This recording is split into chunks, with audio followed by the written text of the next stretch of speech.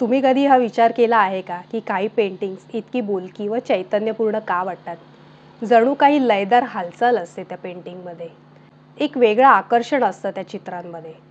याचं गुपित हे तिरकस मांडणी म्हणजेच डायगनल कॉम्पोजिशनमध्ये दडलंय आणि यामुळेच आपली चित्र आकर्षक व व्यावसायिक वाटू लागतात.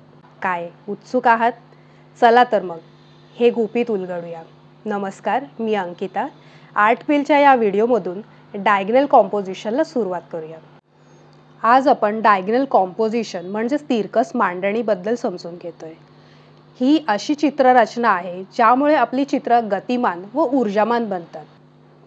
कल्पना करा की तुम्ही एक चित्र पाहताय. ते जडसर वाटतं, समजत नाही, काहीतरी कमी जाणवते. आणि त्याच्या शेजारी एक चित्र असतं, त्यात एक आपल्याला लयदार गती जाणवते, एक ॲक्शन जाणवते. आपली नजर एका टोकापासून दुसऱ्या टोकापर्यंत चित्रामध्ये अगदी सहज फिरत राहते. हेच ते डायगनल कॉम्पोजिशन म्हणजेच तिरकस मांडणी. डायगनल कॉम्पोजिशन मध्ये तिरक्या रेषांचा समतोल साधणे हे महत्वाचे आहे. समजा तुम्ही एक चित्र रेखाटताय, त्यात एक माणूस धावत आहे. आता कल्पना करा, समजा तो माणूस जर सरळ काढला किंवा आडव्या रेषेवर काढला तर तो आपल्याला स्थिर वाटेल. पण जर आपण तो माणसाच्या शरीराचा झुकाव थोडा तिरकस केला की आपसुकच गती तयार होते. आपण एक झाड रेखाटलंय, तो सरळ रेषेत आहे तर तो आपल्याला स्थिर वाटतो. पण जर का तो झाड तिरका रेखाटला तर त्यात एक गती जाणवते, जणू जोराचा वारा सुटलाय. म्हणूनच आपण तिरकस रचना केल्या की आपली चित्र गतिशील, ऊर्जावान व नाटकीय बनतात. पण पण पण प्रत्येक गोष्टीला दोन बाजू असतात, नाही का? तिरकस मांडणी वापरणं खूप फायदेशीर आहे, पण जर ती मांडणी चुकीची झाली तर आपले पेंटिंग विस्कटल्यासारखे वाटतात. जर खूप जास्त तिरक्या रेषा वापरल्या तर चित्र गोंधळलेलं दिसू शकतं. हे चित्र आहे the battle of Alexander at Issus. या पेंटिंगमध्ये खूप जास्त डायगनल्स आहेत. घोडे, सैनिक, तलवारी, बॅनर सगळं काही तिरक्या दिशेला आहे. यामुळे दृष्टी एकाच ठिकाणी स्थिर होत नाही व गोंधळ आणि अस्थिरता जाणवते. हे पेंटिंग आहे द मॅसेकर ॲट किऑस, युजिन डेलॉक्रॉय यांचं आहे. या पेंटिंगमध्ये प्रत्येक आकृती वेगवेगळ्या दिशेला झुकलेली आहे. त्यामुळे चित्र अनियंत्रित व गोंधळलेले वाटते. पाहणाऱ्याला लक्ष केंद्रित करण्यास कठीण होते, कारण मुख्य फोकस पॉइंट कोणता हे समजत नाही. चुकीच्या दिशेने तिरक्या रेषा गेल्यामुळे चित्रातील संदेश स्पष्ट होत नाही. चित्रातील प्रभाव कमी होतो.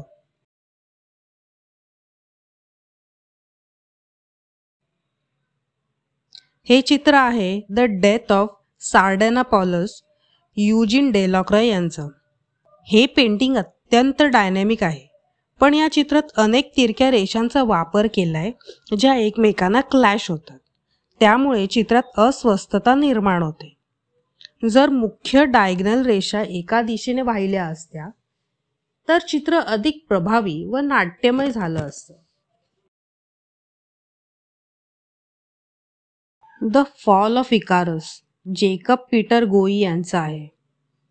या पेंटिंगमध्ये इकारस आकाशातून खाली पडतोय, पण मुख्य तिरक्या रेषा एकमेकांना क्लॅश होतात.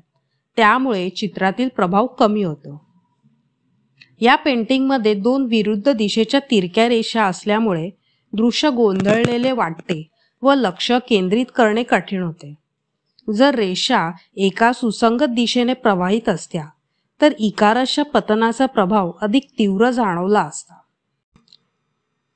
हे नीट लक्षात ठेवा, जास्त तिरक्या रेषा म्हणजे गोंधळलेले चित्र.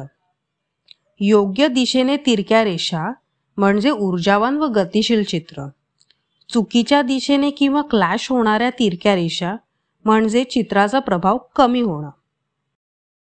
ही तिरकस मांडणी योग्य प्रकारे कशी वापरावी? 1.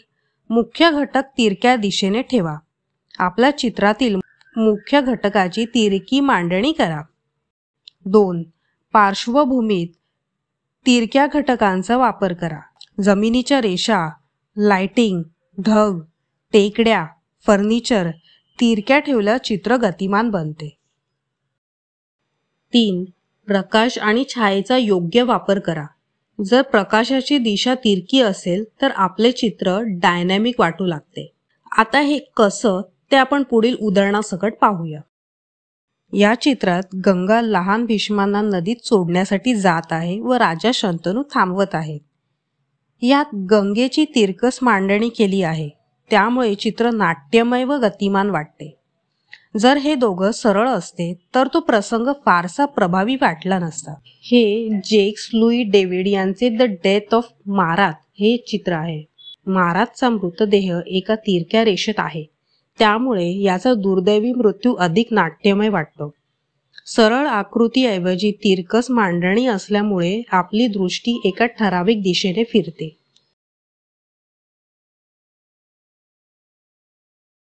हे चित्र अभनिंद्रनाथ टागोर यांचे भारत माता हे आहे. भारत मातेला धरून असलेल्या वस्त्रांच्या तिरक्या रेषा संपूर्ण चित्राला गतिशीलता देतात. पार्श्वभूमीतील आकाश आणि लहान तिरक्या घटकांमुळे चित्र अधिक प्रभावी वाटते.